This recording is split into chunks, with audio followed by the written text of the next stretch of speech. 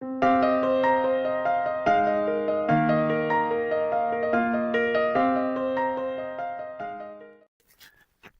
Evangelio de Juan, capítulo 19, los primeros 8 versículos.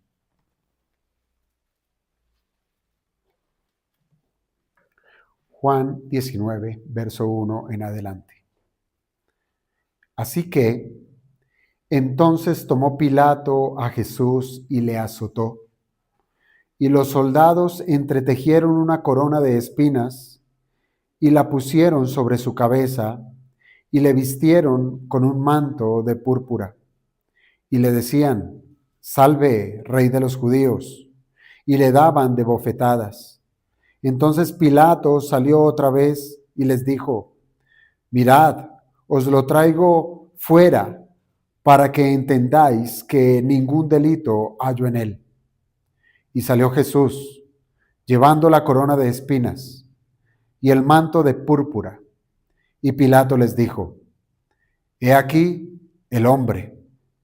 Cuando le vieron, los principales sacerdotes y los alguaciles dieron voces diciendo: Crucifícale, crucifícale.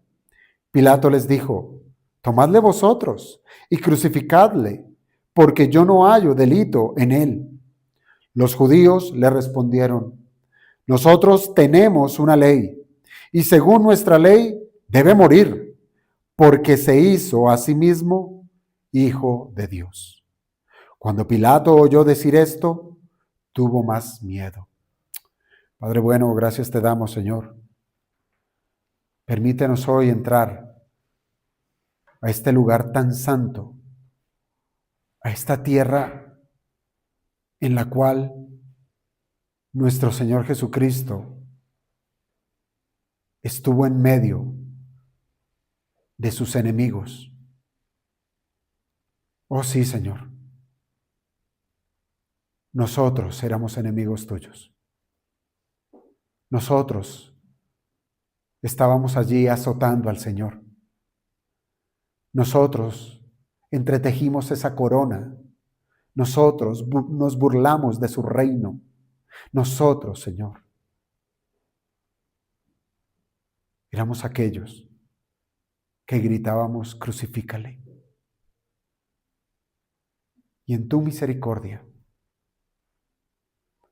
aun cuando nosotros estábamos pecando, nuestro Cristo vino y nos salvó.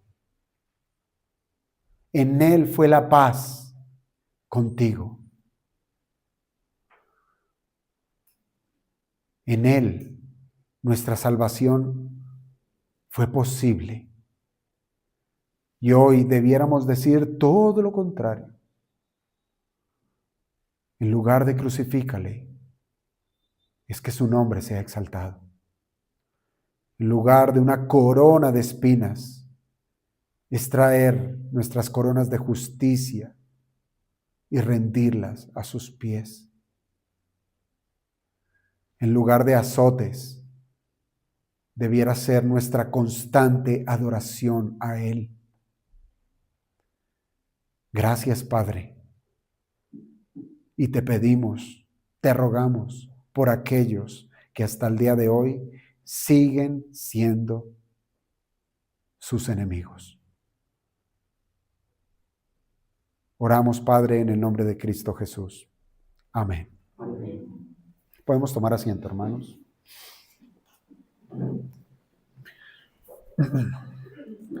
Hoy nos encontramos ante una de esas escenas, yo creo, más dramáticas, terribles, tristes, y es ver cómo el rey es burlado. Usted puede pensar, hacerse una imagen de cómo puede hacérsele mofa al Rey de Reyes. Pues he aquí, hermanos, el pasaje. Pero es un rey burlado en su momento, mas no es un rey vencido.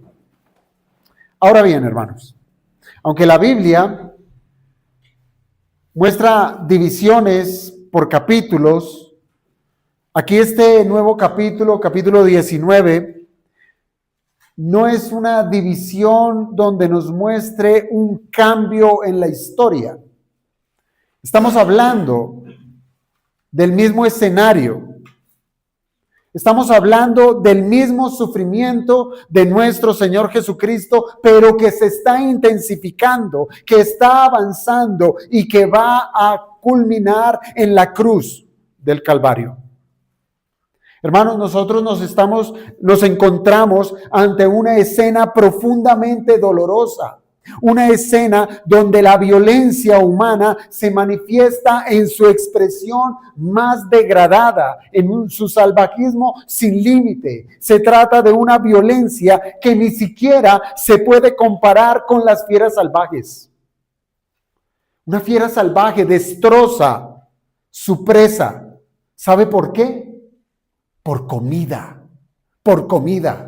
Pero aquí están destrozando al Señor Jesucristo con una risa en la cara. Se burlan de su presa. Hermanos, en nuestros días abundan las imágenes de violencia, una violencia extrema. Ya las películas hoy en día redundan en esta temática, en mostrar de una manera deliberada, de una manera sumamente expresa, violencia. Y esto es lo que el mundo hoy consume, y lo consume, ¿sabe cómo? Como espectáculo, como espectáculo. ¿Y qué es lo que ha estado pasando entonces en el ser humano? Que la sensibilidad se ha ido perdiendo, con tal que al expresar o al haber una muerte, ya casi ni siquiera le conmueve. Hermanos, el corazón del hombre parece haberse endurecido hasta carecer de toda consideración. Sin embargo, hermanos, el relato del padecimiento de nuestro Señor Jesucristo no nos es dado para satisfacer nuestra curiosidad. Este relato no nos ha sido dado para satisfacer nuestro morbo. No. Tampoco ha sido dado para provocar un dramatismo superficial que nos haga llorar sencillamente en lo externo. Hermanos, la tragedia de la agonía antes de la cruz de nuestro Señor Jesucristo debe ser contemplado con un santo temor y una profunda reverencia, considerando así, hermanos, el peso real de nuestros pecados. Es allí donde debemos poner nuestra mirada, que todo el sufrimiento de Cristo se debió a nuestros pecados. Cada bofetada, hermanos, cada azote, cada gota de sangre derramada por nuestro Cristo, ¿sabe por qué fue? Pues fue por nuestra causa, fue por nuestros pecados. Por tanto, hermanos, este es un momento en el que la Escritura, ¿sabe qué debe hacernos? Nos debe humillar. Nos debe humillar. ¿Por qué? Porque la violencia que cayó sobre el Salvador, esa violencia era sobre nosotros, era para nosotros la merecíamos, nosotros debimos ser humillados. Pero hermanos, en su amor eterno, el Señor Jesucristo cargó voluntariamente con el peso de nuestra tragedia espiritual, literalmente la cargó. Hermanos, aún no hemos llegado a la cruz. No hemos llegado a la cruz. Pero este acto que encontramos en estos versículos del capítulo 19 son un acto preparatorio. Y no pueden ser ignorados, no pueden ser tratados con ligereza. La luz de la palabra de Dios ha de brillar de tal manera que ante la humillación de nuestro Rey, del Rey de Gloria, hermanos, debe ocurrir que algunos corazones serán quebrantados, si es que no son todos. Nuestros corazones deben ser quebrantados. ¿Y saben qué? En arrepentimiento, hermanos. Hemos pecado contra el Señor. Necesitamos arrepentirnos. Nuestro Cristo murió por nuestros pecados. Quizás para otros, sin embargo, un pasaje como este sencillamente será una nueva ocasión para persistir en su rechazo frío, en su rechazo deliberado, Y aún para otros quizás puede que lleguen a experimentar, sí, un temor que les inquiete su alma, que les inquiete su conciencia, que lleguen a ser perturbados, pero ni aún así acuden a Cristo. Tienen miedo, pero no acuden a Cristo. Permanecen vacíos y permanecen sin esperanza. Por eso, hermanos, que el Señor use su palabra en esta hora. ¿Para qué? Para confrontarnos a nosotros, para confrontar nuestros egoísmos más profundos, de modo que cada pecador sea avergonzado por su culpa y que ese mismo pecador pueda ser levantado por el perdón de aquel que lo sufrió todo en nuestro lugar. Ese es el propósito, hermanos.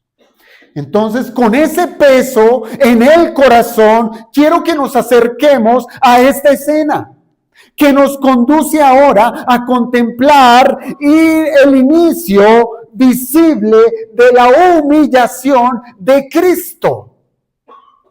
Hermanos, estamos hablando de un rey. Estamos hablando del Rey de Gloria, aquel por quien fueron hechas todas las cosas. Aquí lo tenemos al Rey de Gloria, que se deja entregar en manos de pecadores.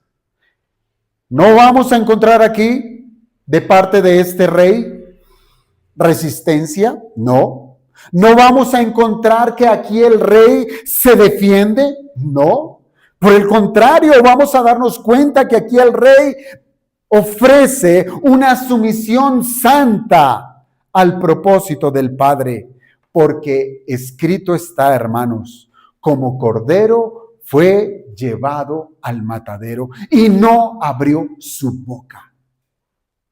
Por eso la pregunta, hermanos, no es solamente ¿qué hicieron los hombres a Cristo? No, esa no es la pregunta. La pregunta más bien debe estar encaminada. ¿Qué era lo que estaba haciendo Dios en medio de ese sufrimiento? Por eso quiero que contemplemos, hermanos, con reverencia, con fe, lo que la Escritura tiene por decirnos. Y lo primero que quiero resaltar es la humillación de Cristo. La humillación de Cristo. Hablar de humillación puede resultar un asunto difuso en algunos aspectos. ¿Por qué lo digo? Porque hoy en día los hombres han estirado tanto este concepto, el significado de humillación, que ahora llaman humillación a cualquier cosa. ¿Me explico? Le llaman humillación a cualquier cosa que les genere incomodidad. Me dijeron algo que no me gusta, me sentí humillado. Eso es estirar el concepto. Me sentí humillado porque me miraron mal. Ese es el concepto que hoy el mundo tiene acerca de la humillación. Incluso algunos con apariencia de mayor espiritualidad creen que humillarse es cuando se menosprecian ellos mismos, utilizando palabras como, yo no soy nadie. Tan humilde. ¿Se está humillando? Pues no, hermanos, no. Hay quienes aún, cuando practican con una austeridad externa, ¿sí?, lo hacen bajo el título de santidad. Y eso no es santidad, eso no es humildad. En última instancia, hermanos, todo esto no es humillación. Todo eso es un orgullo disfrazado. ¿Sabe qué es la verdadera humillación? La verdadera humillación es la que hoy contemplamos en las Escrituras. Es la humillación donde vemos al Rey del cielo llevado a lo más bajo, a lo más bajo. Mire, a mí me gusta escudriñar acerca de las palabras. Y esta palabra humillación, cuya raíz, su palabra latina, su raíz, es la palabra humilis, la cual significa cercano a la tierra. Cercano a la tierra. Y esto ya nos orienta a comprender un poco mejor el estado al que descendió nuestro Señor. Eso es humillarse. Él fue puesto al ras de la tierra. Y si hemos de hablar de su humillación, hermanos, necesariamente debemos relacionarlo con el misterio de la encarnación, porque el santo, el sublime, fue acercado a la tierra, fue humillado. Mire, nuestro Cristo se despojó de su gloria. Él asumió la condición de un ser humano. ¿Para qué? Para poder ejercer su ministerio terrenal. Y llegó al punto más bajo cuando su propia creación se levantó contra él. Lo azotó como si se tratara de un esclavo, como si se tratara de un vil criminal. Su creación se sublevó, su creación se hizo uso de armas para golpear a su hacedor. Por eso, hermanos, los primeros 5 versículos de este capítulo 19 nos muestran la humillación de Cristo. Pero ¿sabe cómo lo muestra? Lo muestra es bajo el contexto de una autoridad civil. Muestran a Pilato como el responsable de semejante bajeza.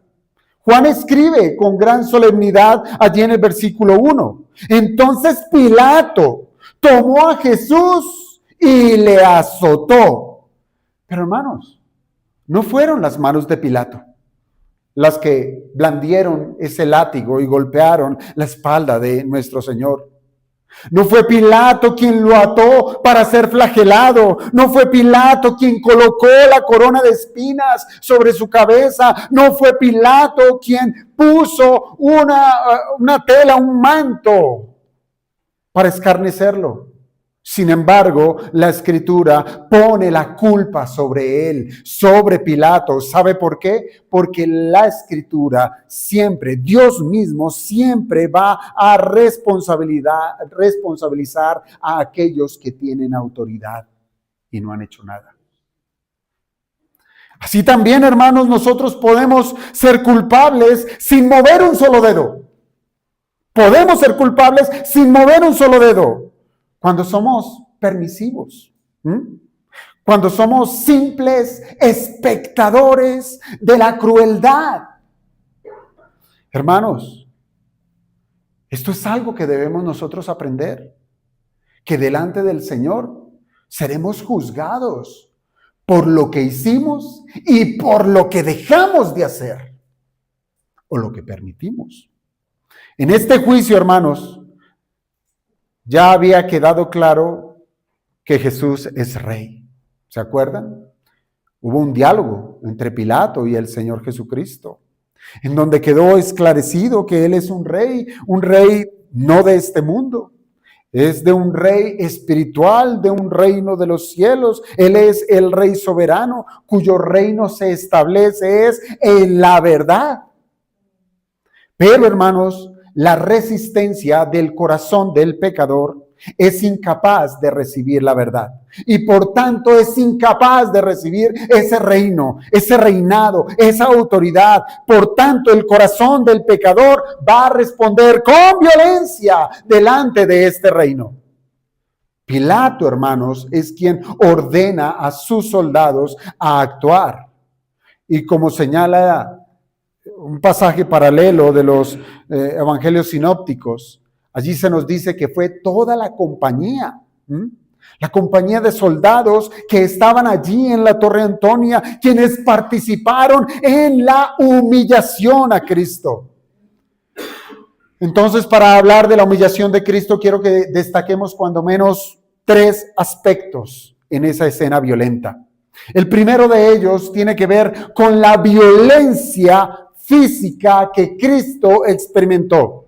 Violencia física que nuestro Cristo experimentó. Y esto seguido, será el segundo aspecto de la humillación, es la burla que se le hace al verdadero rey. Y en tercer lugar, hermanos, vamos a darnos cuenta que el tercer aspecto de la humillación es la presentación de Cristo ante los judíos bajo esa declaratoria: he aquí al hombre. Pero vamos por partes, hermanos.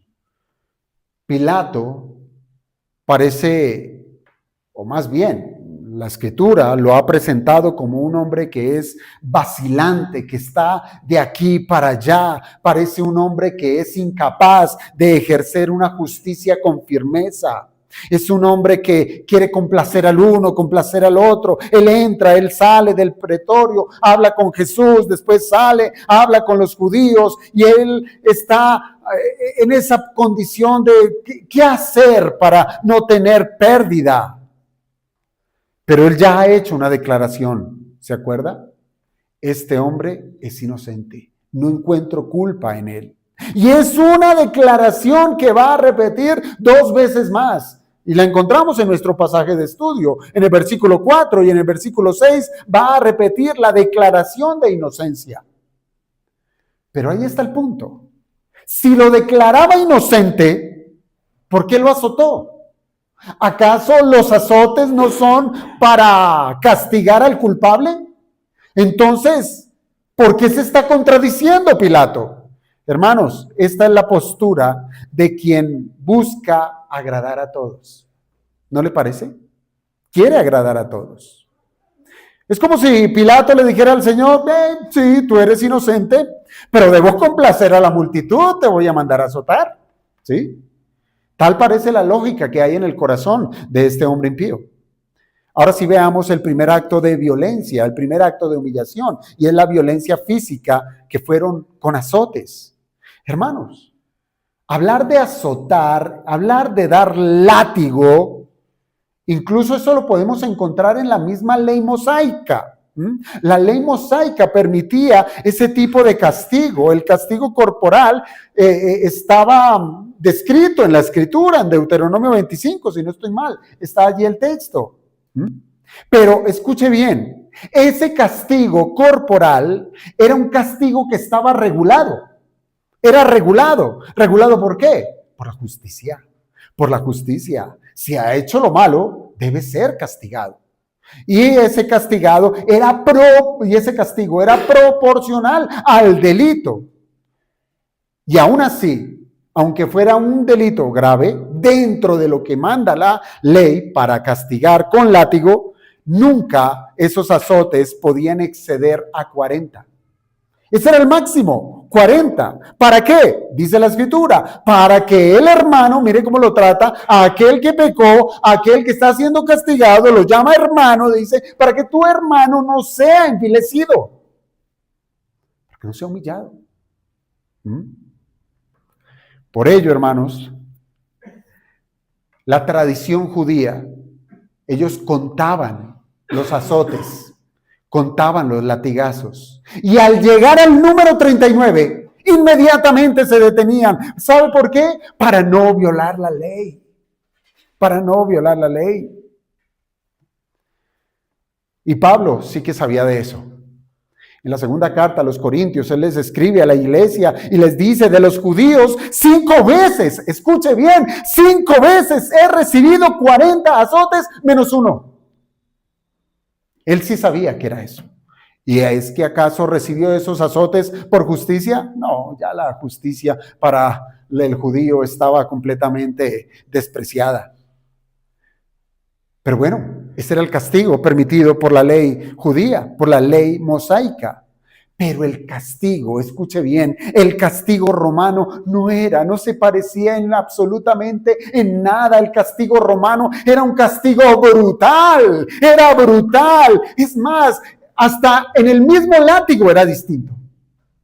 El látigo usado por el judío prácticamente era una correa de cuero, ¿sí? Sí, esa misma con la que le pegamos a nuestros hijos para corregirles, esa misma. Y es más, era una sola cuerda, pero cuando utilizaban un látigo de 3 cuerdas, solamente contaban 13 latigazos para no pasarse a los 39. Pero el castigo romano era muy distinto.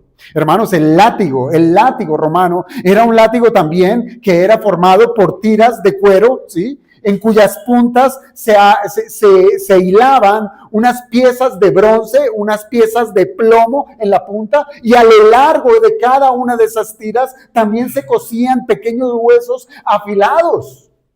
Ese era el látigo romano. Era un arma letal, un arma que era capaz de desgarrar la piel, era un arma que era capaz de exponer las arterias del ser humano. Y eso está registrado en la historia. Un látigo de esos era capaz de incluso de dejar expuestos los órganos internos de aquel que estaba siendo flagelado. Era un castigo que se le daba a todos aquellos que iban a ser crucificados. Pero era tan brutal ese castigo que muchos morían antes de llegar a la cruz. Muchos.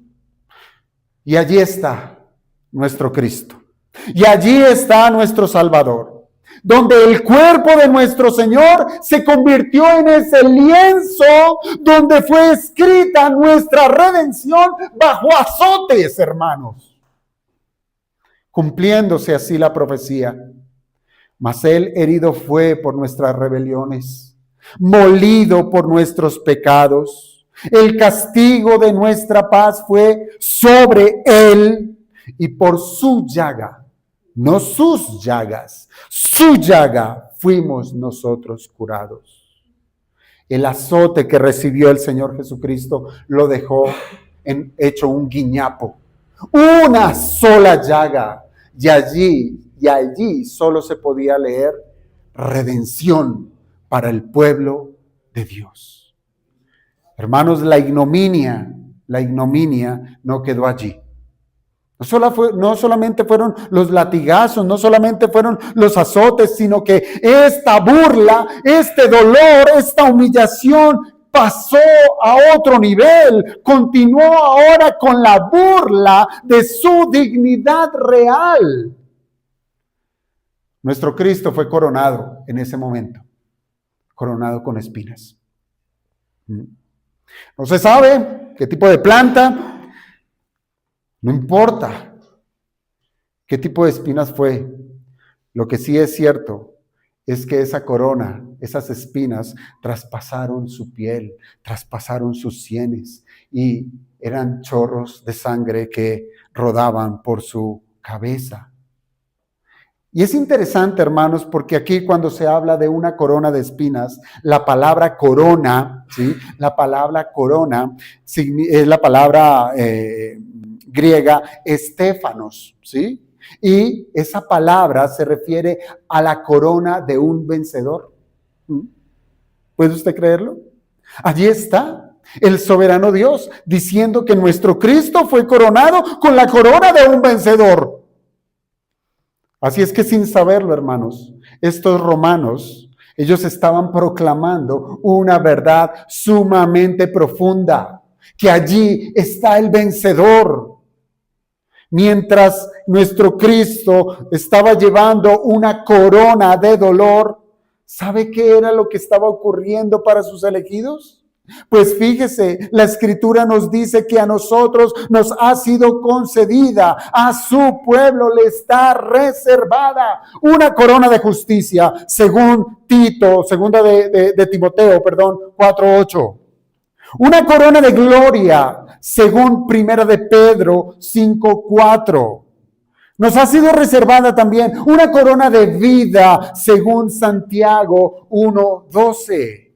Mientras que Cristo llevó una corona de espinas.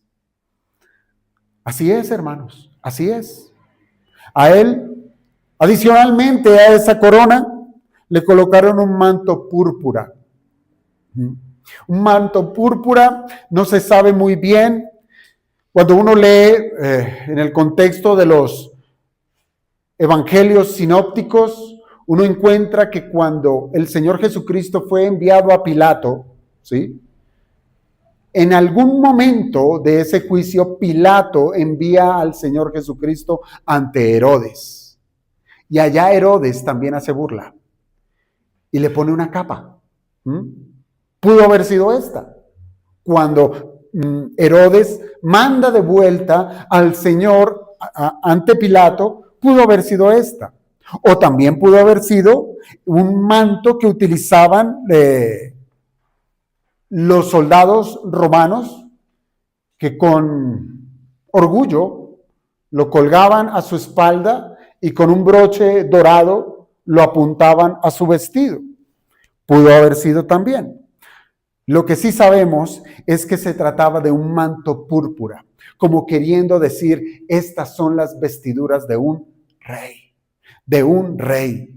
Y según los pasajes paralelos, no lo menciona Juan, al Señor Jesucristo le fue puesta también en su mano una caña que representara ese cetro de poder, ese cetro de mando que todo gobernante, que todo rey tenía. Y allí estaba nuestro Cristo siendo burlado. ¿Y qué hicieron estos romanos? Se arrodillan ante el Señor y se burlan y le dicen, salve, Rey de los judíos, versículo 3. Salve, Rey de los judíos. Pero es claramente contrastante. Ellos no estaban viendo al Rey de Reyes, porque allí mismo dice que mientras ellos le decían, salve, Rey de los judíos, le daban de bofetadas. Qué ironía tan solemne que encontramos acá.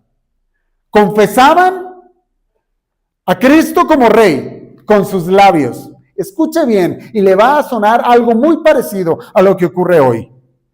Estos romanos confesaron a Cristo como Rey con sus labios, pero lo estaban negando con su vida.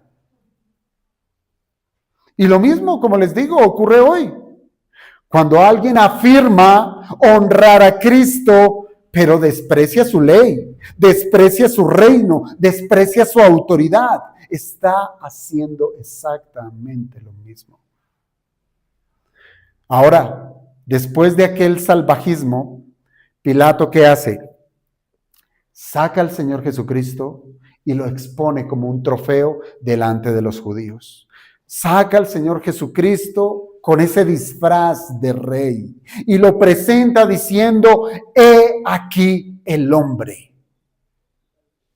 Claro, la intención de Pilato era pretender mostrar la fragilidad de ese hombre, de un hombre derrotado, de un hombre ensangrentado, de un hombre que no tiene ningún tipo de autoridad ni capacidad. Está presentando eso, a un hombre, no a un rey. Y les dice, he aquí al hombre, no un rey.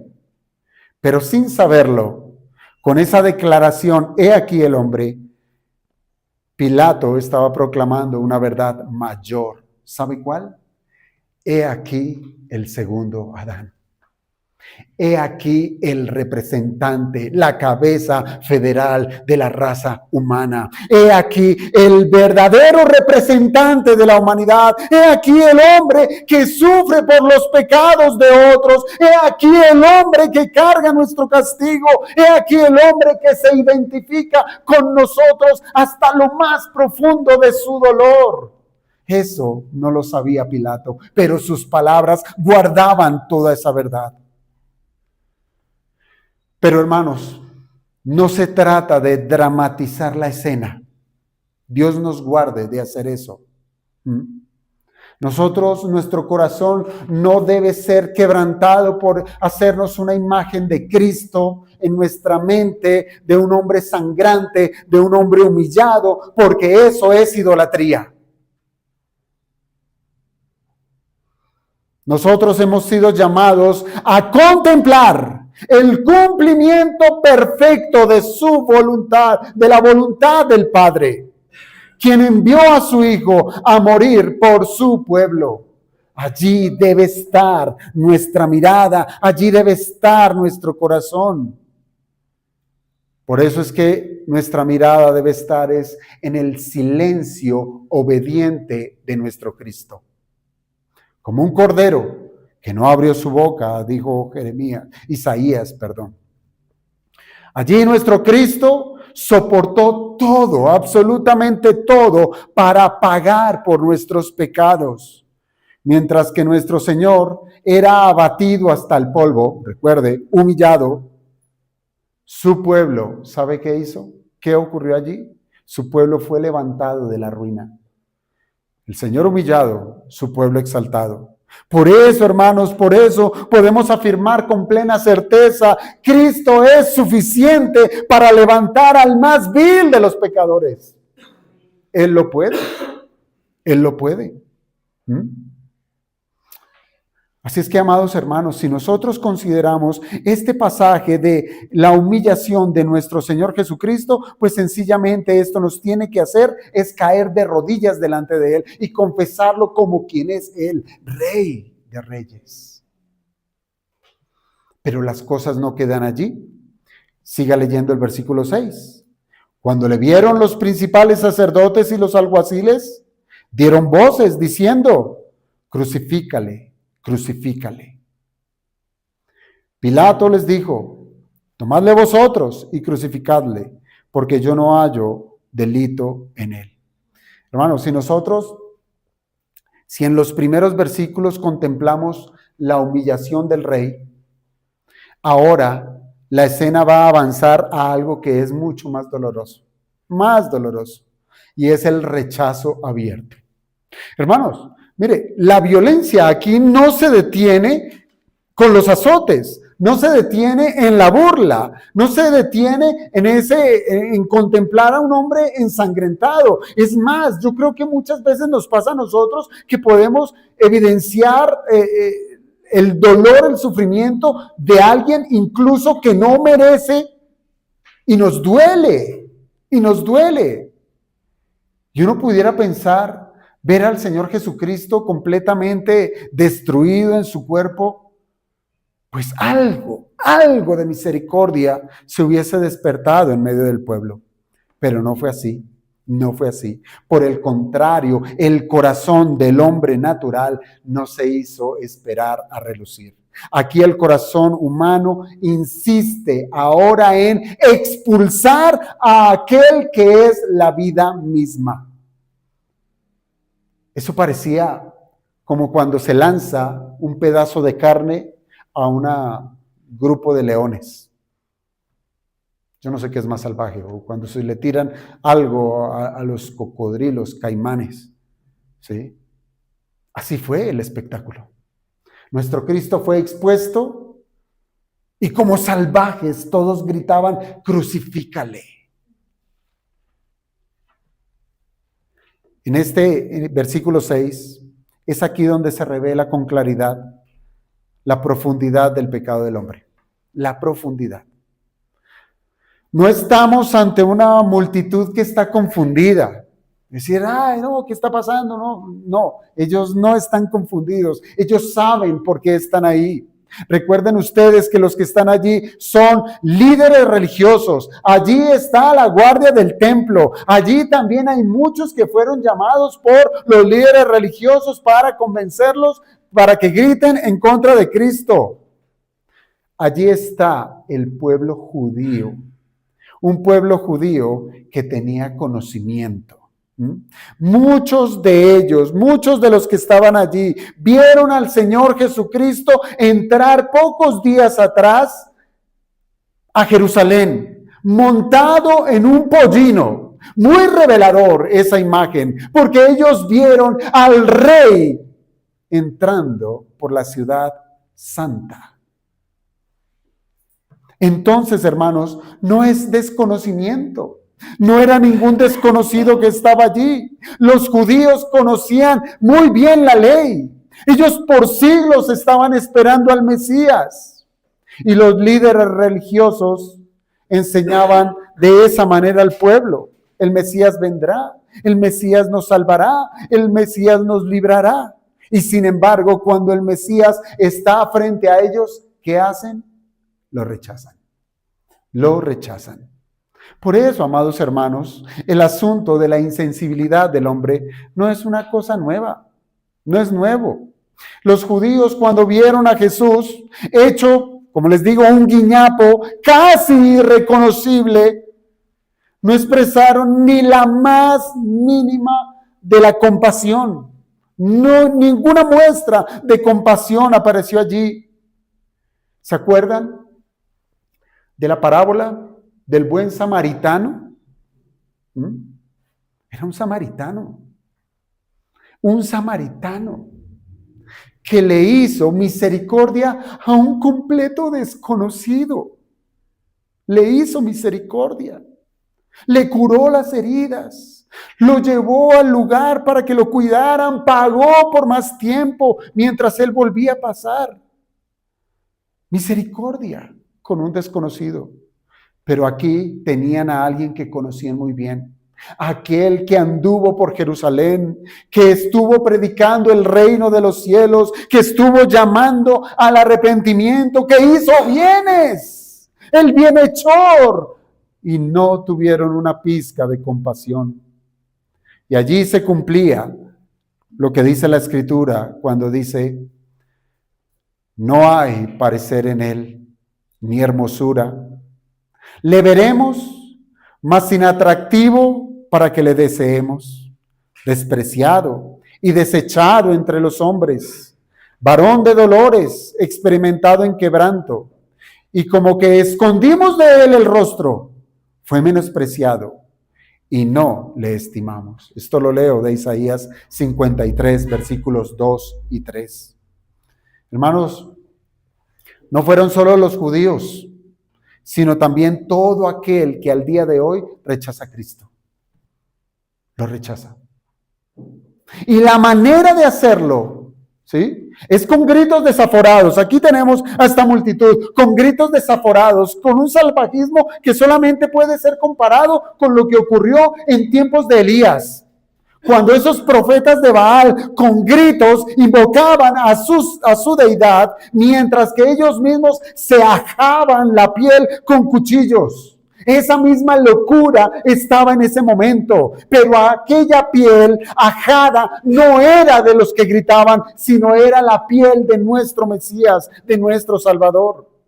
Y los gritos no eran por la invocación de su Dios, no estaban invocando a su Dios, sino estaban rechazando a su Creador, diciéndole: crucifícale. Y observe esa intensidad. Crucifícale, crucifícale. Ellos no están pidiendo pruebas. No, ninguna prueba están pidiendo. Ellos solamente están sedientos de muerte, de sangre, que ese hombre sea quitado de su presencia. Ellos no solicitan justicia, ellos exigen muerte, muerte. El odio al santo de Dios llega a su punto más crudo, cuando aún teniéndolo frente a frente, lo rechazaron. Hermanos, esto confirma lo que Juan ya había declarado desde el inicio del Evangelio. A lo suyo vino y los suyos no le recibieron. Esto es rechazo, hermanos. Y el rechazo de Cristo no es un rechazo meramente histórico del momento, no. Se trata de un rechazo espiritual. Es rechazar a aquel que tiene la vida. Es rechazar a aquel que tiene la bondad de salvar el alma. Es aquel que tiene la bondad de sacarlo de su muerte espiritual y llevarlo al reino de los cielos. Es a él a quien se está rechazando. Y ese es el corazón natural del hombre. Un corazón que no tolera la luz. La luz vino al mundo, escribió Juan, y los hombres amaron más las tinieblas que la luz. Y da la razón, porque sus obras eran malas, eran malas. Y sin embargo, hermanos, en medio de ese clamor, vuelve a escucharse la voz de un testigo inesperado. Vuelve a escucharse la voz de Pilato. Y por segunda vez es que hace la declaración: yo no hallo delito en él. Hermanos, ¿qué tenemos allí? La providencia divina está dejando constancia pública de la inocencia perfecta de Cristo. Ni siquiera un hombre impío puede llegar a decir: Cristo es culpable. No puede. La providencia se lo prohibió. La providencia le frenó la lengua. Y lo único que pudo confesar fue la verdad. No hallo delito en él. Como lo escribió Pedro: el cordero que muere por el pecado debía ser sin mancha, sin mancha. Mire, hermanos, aún los labios de un gobernador pagano sirven para proclamar a nuestro Cristo como aquel que no peca. Pero, como si fuera poco, el rechazo escala aún más, ¿sí? No solamente está la humillación física, no solamente está la burla a su deidad, a su reinado, no solamente está el escarnio público, sino que ahora los judíos responden en el versículo 7, nosotros tenemos una ley. Oh, qué bíblicos somos, ¿no? Sacamos la Biblia para justificar nuestras desgracias. Sacamos la Biblia para justificar nuestro pecado. Nosotros tenemos una ley y según nuestra ley, este debe morir. ¿Por qué? Porque se hizo a sí mismo hijo de Dios. Y es aquí donde llegamos al centro del conflicto. ¿Recuerdan ustedes? Los judíos traen al Señor Jesucristo delante de Pilatos y Pilato pregunta, ¿y por qué lo traen? Y digo, no, es que solo te basta es con que lo traigamos, es que no confías en nuestro juicio. Y después lo acusaron ¿de qué? De sedicioso al Señor Jesucristo. Pero aquí se destapa todo. Aquí los judíos hablan diciendo que es acusado porque Él se hizo Dios. Se hizo igual a Dios. Hermanos, la crucifixión no ocurre solo por razones políticas. No. Ya aquí empieza a tomar una razón netamente teológica, porque el Señor Jesucristo afirmó ser el Hijo de Dios. Esto es verdad. Fueron muchas las veces en donde Él dijo esta verdad. Yo soy el Hijo de Dios. Es decir, hermanos, lo que está provocando ahora sí su condena es precisamente quién es Él. Así es. Ya no se está atacando una doctrina, ya no se está atacando una práctica, se está atacando a la persona, se está atacando la naturaleza. ¿Quién es Él? Y esto revela algo solemne. ¿Sabe qué? Revela el problema del ser humano. Y es que el problema del ser humano no es la falta de evidencias. Los judíos tenían todas las evidencias en su momento, tenían la ley, ¿sí? Tenían las evidencias en Cristo, sus señales, sus milagros, sí. Tenían al Cristo mismo, lo tenían todo. Por eso es que el problema del hombre no son evidencias. Uno puede abrir la Biblia y enseñarla, pero el problema no está en la evidencia. El problema está en el corazón egoísta y mezquino del hombre que no quiere aceptar la verdad. Rechazo de la verdad. No es ignorancia. ¿Sabe cómo se llama el pecado? Rebeldía. Rebeldía. Y esa misma dinámica se repite hoy. Cristo sigue siendo rechazado. ¿Sabe cuándo? Cuando se prefiere una religión sin arrepentimiento. Oh, sí, yo cristiano. Oh, sí, Biblia, sí. Pero yo hago lo que quiero. Yo hago lo que quiero. Yo lo hago a mi manera. Usted, predicador, usted, pastor, usted, hermano, me podrá decir 1, 2 y 3, pero igual lo voy a hacer a mi manera. Cristo sigue siendo rechazado cuando hay una moralidad sin nuevo nacimiento. Hermanos, se puede ser moralista sin haber nacido de nuevo. Se puede ser moralista sin haber nacido de nuevo. Se rechaza a Cristo hoy en día cuando hay cierta admiración por Jesús, pero cuando no hay, y aún así no hay, rendición a su señorío. Oh, sí, Cristo. Y el Señor dice, ríndete a mi voluntad. No, hasta allá no. Sí, hasta aquí llego yo. Mire, se puede gritar, crucifícale, no con los labios, ¿sí? Sino con nuestro estilo de vida. Con nuestro estilo de vida podemos estar gritando eso y mucho más que crucifícale.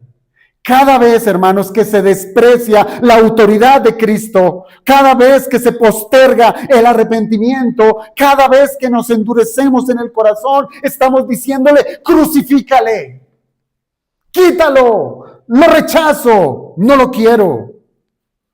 Eso se llama rechazo continuo. Sin embargo, incluso este rechazo está bajo el decreto soberano de Dios. Nada mueve al Señor. El mundo puede ponerse de cabeza y hacer la pataleta que quiera. El Señor está inamovible. El Señor ya lo ha decretado. Lo que parece victoria del odio humano es en realidad el camino de la redención. ¿No es así? ¿No es así? Ellos dijeron, ya nos deshacimos del Cristo, nos deshacimos de este burlador, nos deshacimos de aquel que se hacía llamar el Hijo de Dios. Pero no se daban cuenta que el Señor con paso firme se dirigía al cumplimiento perfecto de la voluntad de Dios, el camino de la redención de los hombres. Como predicó Pedro, allá en el Pentecostés, una fiesta judía, le predicó a judíos. ¿Y sabe qué les dijo? A él no le tembló la mano.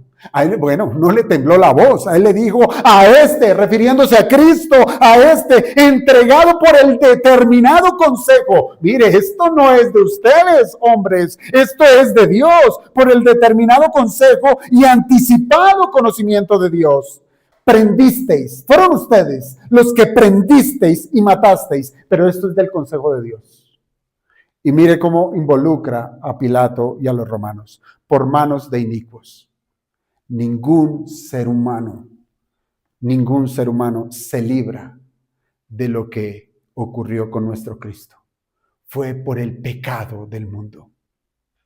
Hermanos, el rechazo del Hijo no frustró jamás, nunca el plan divino, nunca. Por el contrario, lo cumplió.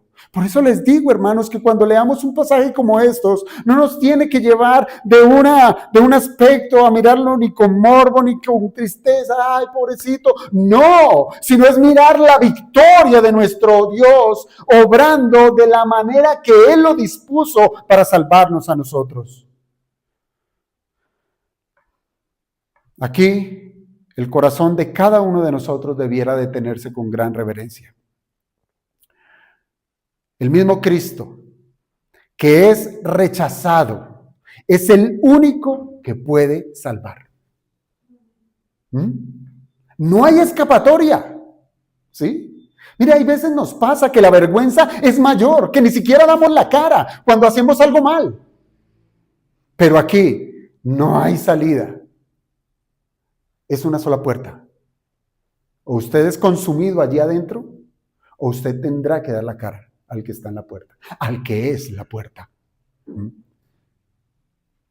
La piedra que desecharon los edificadores ha venido a ser la cabeza del ángulo, hermanos. Y en ningún otro hay salvación, sino en Jesucristo. Por eso, hermanos, esta escena no solo nos muestra la maldad del hombre, sino que nos muestra esa paciencia misericordiosa de nuestro Dios.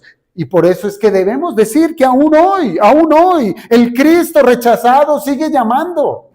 Sí, sigue llamando. Ese mismo que es rechazado sigue llamando. Y quien antes gritaba crucifícale, hoy puede llegar a cantar, digno es el Cordero que fue inmolado. Puede ocurrir, eso lo hace Dios. Pero las cosas no terminan allí, hermanos.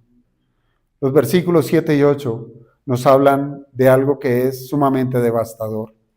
Y es lo que se puede considerar como el temor culpable, un temor culpable. Mire, después del clamor violento que exige crucifixión, el relato da un giro inesperado, si usted se da cuenta. La multitud está ya sin freno, gritando con furia, crucifícale. Pero, ¿Pilato? ¿Qué pasa con Pilato? El corazón de Pilato comienza a temblar.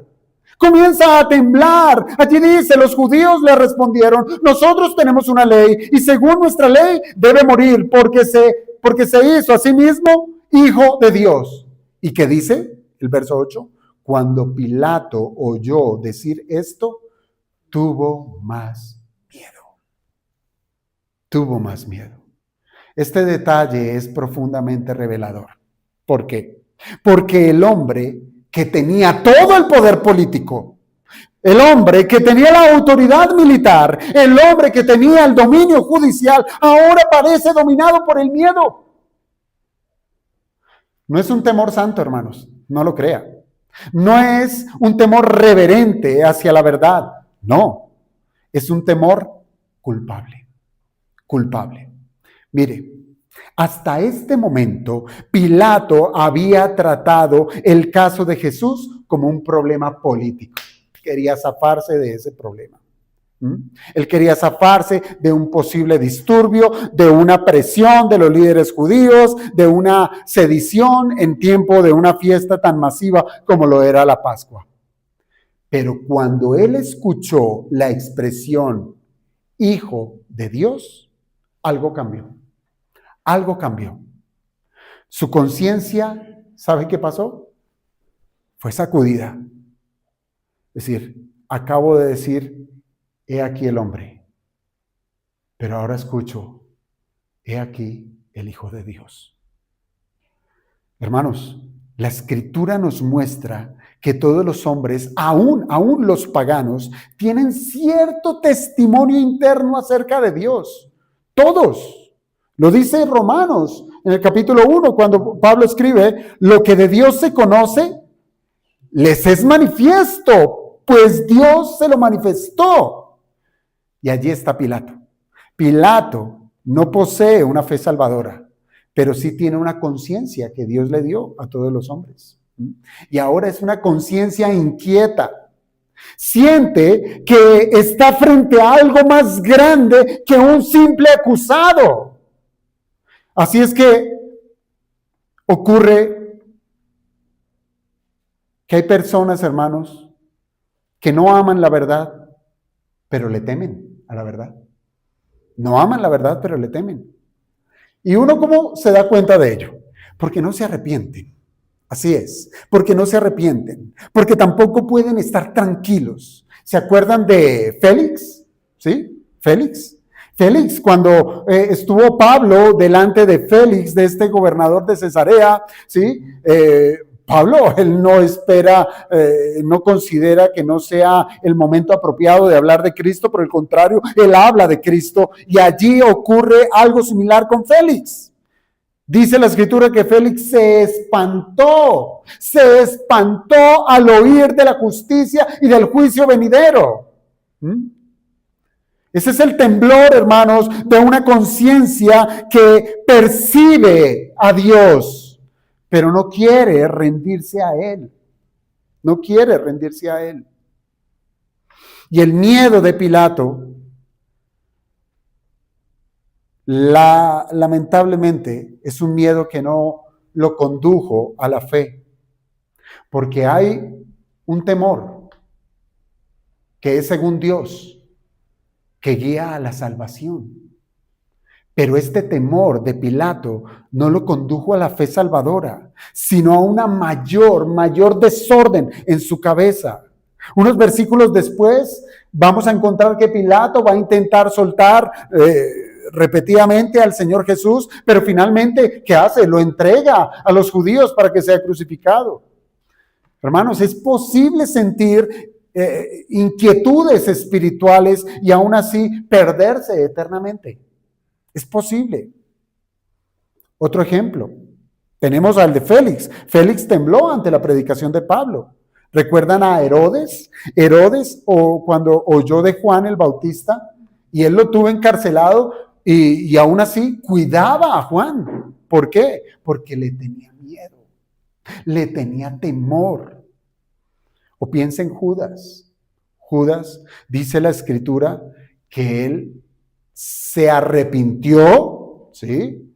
Me arrepiento de haber entregado sangre de un inocente, pero lo que sintió él fue un remordimiento que no era para nada salvador. Por tanto, ni Herodes, ni Félix, ni Judas, ninguno de ellos fue salvo, pero los tres tuvieron temor, porque el temor que salva es distinto, hermanos. El temor que salva no es el terror al juicio. No, El temor que salva es aquel que guía al arrepentimiento, es aquel que hace huir a la persona a los pies de Cristo, a encontrar alivio a su temor. Bienaventurados los pobres en espíritu, porque huye a Cristo para buscar salvación. La Biblia declara, hermanos, que el temor de Jehová es el principio de la sabiduría. De la sabiduría. Pero también la Escritura muestra que existe un miedo estéril, un temblor que no transforma el corazón. Y Pilato lo ilustra muy bien. Siente mucho miedo, pero nunca se rindió delante del Señor. Mire, mientras Pilato teme perder su posición, porque ese es el miedo de Pilato, Cristo permanece en silencio, firme y obediente. Aquí hay un hermoso contraste. Y ya con esto termino. Uno está dominado por la culpa, Pilato, ¿verdad? Mientras que el otro, nuestro Cristo, él está caminando voluntariamente a la cruz. Nadie me quita la vida. Yo la pongo y la vuelvo a tomar. Voluntariamente. Uno está dominado por la culpa, el otro camina en la voluntad del Señor. Y aquí es donde resplandece nuevamente la gloria del Evangelio, hermanos. El que no tenía pecado enfrenta la muerte con paz. ¿Para qué? Para que los culpables podamos ser liberados del juicio. Bien dice Isaías 53:7, angustiado él y afligido, no abrió su boca, como cordero fue llevado al matadero.